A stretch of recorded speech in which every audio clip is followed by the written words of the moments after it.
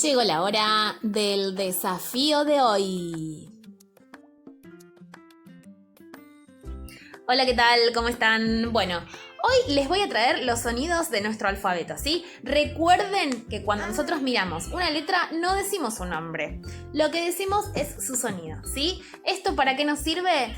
Para que nosotros podamos escribir de una manera correcta, o sea, formar palabras de una manera correcta, de acuerdo con cada sonido de cada letra, y también al momento de leerlas, ¿sí? ¿Empezamos?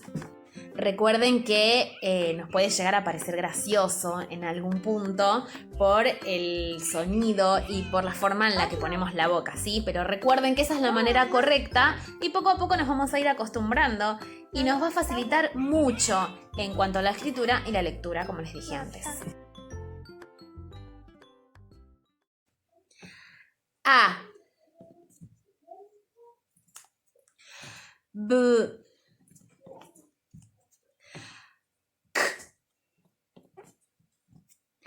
V. E. F. G.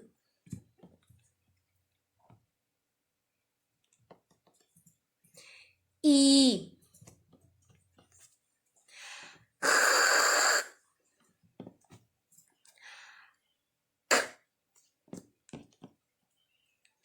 L. M. N. N. O.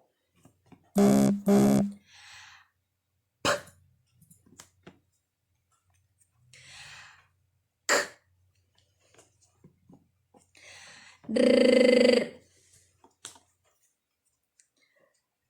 S.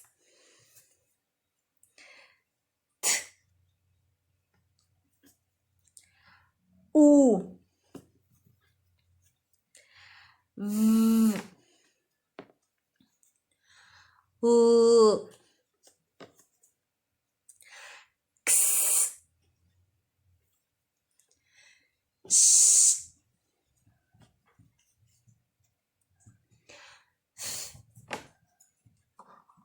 Tengan en cuenta también que hay sonidos que van a ir surgiendo de la combinación de distintas letras, pero eso va a ir apareciendo de acuerdo a la necesidad que nosotros tengamos en el momento que nos encontremos con una palabra con esos sonidos.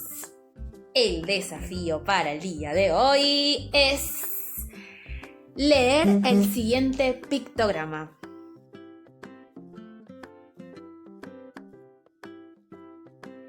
Cualquier duda, me mandan un WhatsApp. Los quiero.